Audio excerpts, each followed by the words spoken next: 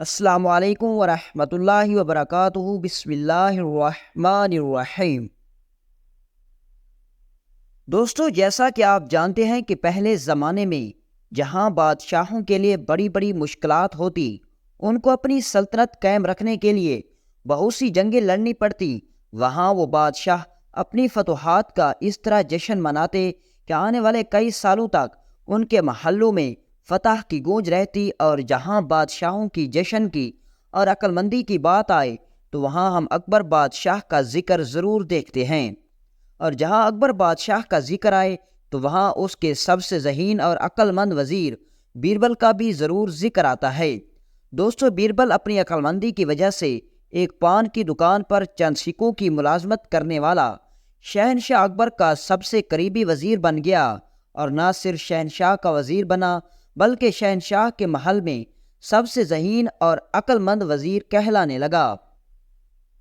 ایک دن اکبر بادشاہ محل میں بیٹھا ہوا تھا کہ اکبر بادشاہ نے کہ دل میں خیال آیا، اور اکبر بادشاہ اپنے تمام وزیروں کو کہنے لگا کہ اے وزیرو، میری نظر میں اب محل میں بیربل سے زیادہ نہ ہی کوئی چلاک اور نہ ہی کوئی عقل مند اور نہ ہی کوئی ذہین ہے، حتیٰ کہ میں خود بھی بیربل کی طرح عقل مند نہیں۔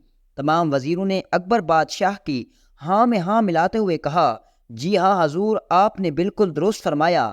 اتنے میں اکبر بادشاہ کی نظر ایک ایسے وزیر پر پڑی جو بالکل خاموش تھا، نہ ہی اس نے بادشاہ کی بات پر کوئی تنقید کی اور نہ ہی اکبر بادشاہ کی بات میں ہاں ملائی۔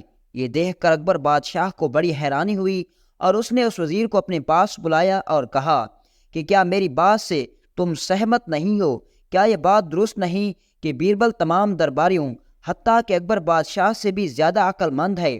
تو وزیر نے کہا، حضور، بے شک بیربل عقل مند بھی ہوگا، ذہین بھی ہوگا، اور اکبر بادشاہ یعنی شہنشاہ اعظم کا چہیتا بھی ہوگا، لیکن میں اس بات کو نہیں مانتا جب تک کہ بیربل اپنی عقل مندی کو کسی دن ثابت نہیں کرتا۔ اکبر بادشاہ نے کہا، پھر کسی دن کی کیا ضرورت؟ ابھی تم کوئی بیربل کو چنوتی دو، اور اگر بیربل تمہاری چنوتی کو حل نہ کر سکا تو میں اس کے بعد اعلان کر دوں گا کہ بیربل نہ ہی تمام وزیروں سے ذہین ہے اور نہ ہی عقل مند۔ وزیر نے کہا، حضور، اگر ایسی بات ہے تو بیربل میری ایک پہیلی کو سلجھا دے تو میں بیربل کو سب سے ذہین مان لوں گا۔ اکبر بادشاہ نے بیربل کو دربار میں بلایا اور اس وزیر کو کہا کہ بتاؤ اب تمہاری کون سی پہیلی ہے؟ تو اس نے کہا کہ حضور، بیربل اگر ہمیں بیل کا دودھ لا کر دے تو میں اس کو سب سے زیادہ عقل مند سمجھ لوں گا۔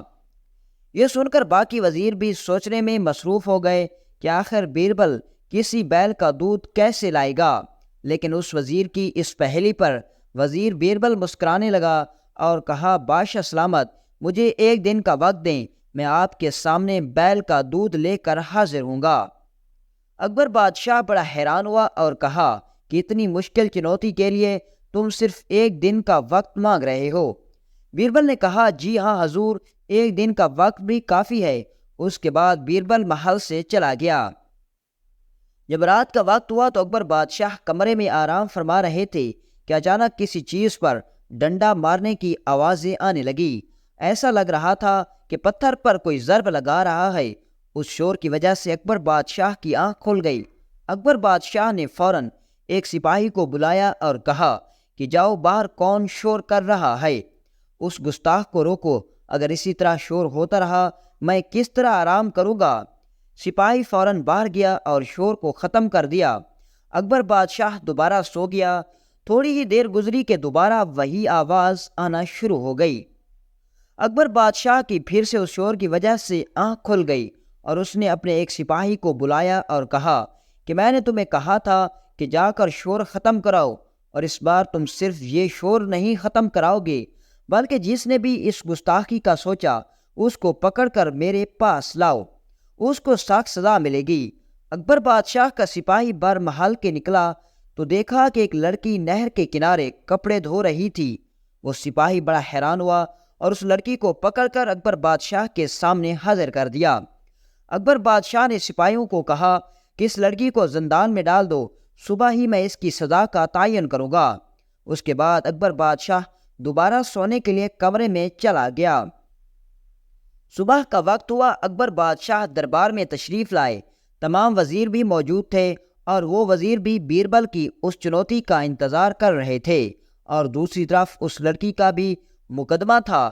تمام لوگوں کی نظر اکبر بادشاہ پر تھی کہ اب آگے کیا ہونے والا ہے۔ اتنے میں ایک وزیر کھڑا ہوا اور کہا، حضور آپ نے تو کہا تھا کہ بیربل اتنا عقل مند ہے، لیکن وہ اپنے مقرر کردہ وقت پر نہیں پہنچا۔ اکبر بادشاہ نے کہا کہ اس نے آج کا کہا تھا، اس نے کوئی خاص وقت نہیں بتایا تھا۔ آج شام سے پہلے اگر بیربل نہیں آیا تو میں خود اس کی سزا کا تعین کروں گا۔ اتنے میں بادشاہ نے سپاہیوں کو حکم دیا کہ رات جس گستاخ لڑکی نے میری نیند خراب کی اس کو میرے دربار میں حاضر کیا جائے۔ سپاہی اس لڑکی کو پکڑ کر بادشاہ اکبر کے سامنے لے آئے۔ بادشاہ اکبر نے اس لڑکی سے پوچھا کہ بتاؤ اے لڑکی، تم آدھی رات کو کیا کر رہی تھی جس شور کی وجہ سے میری آنکھ کھل گئی؟ اس نے کہا، بادشاہ سلامت، میں کپڑے دھو رہی تھی۔ اکبر بادشاہ بڑا حیران ہوا اور کہا کہ مجھے تم اپنی بات تفصیل سے بتاؤ کہ آدھی رات کے وقت تم نہر پر موجود اکیلی کیسے کپڑے دھو رہی تھی؟ اس لڑکی نے کہا، بادشاہ سلامت، میری والدہ میکے چلی گئی اور میرے ابو نے ایک بچے کو جنم دیا اور میں اس بچے کے ہی کپڑے دھونے کے لیے آئی تھی۔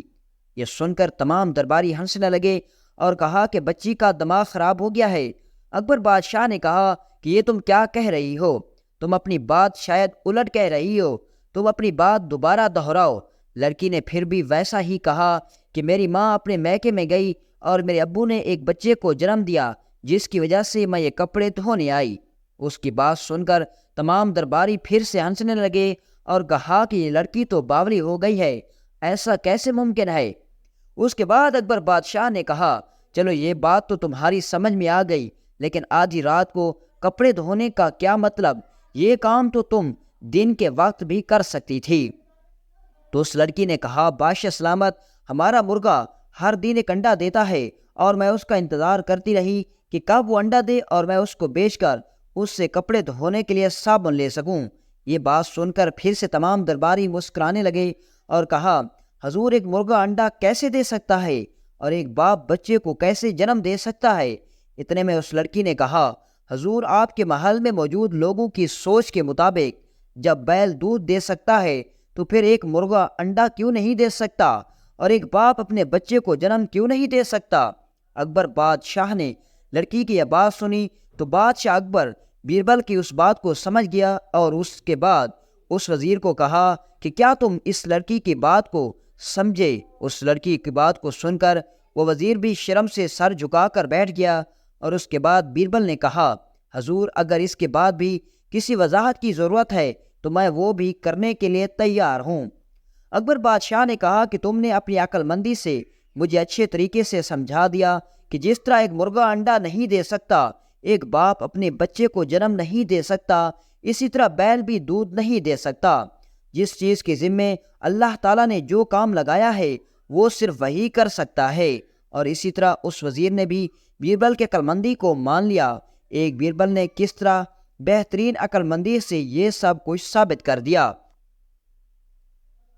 ایک دوسرا واقعہ اس طرح ہوا کہ ایک دن اکبر بادشاہ دربار میں بیٹھا ہوا تھا۔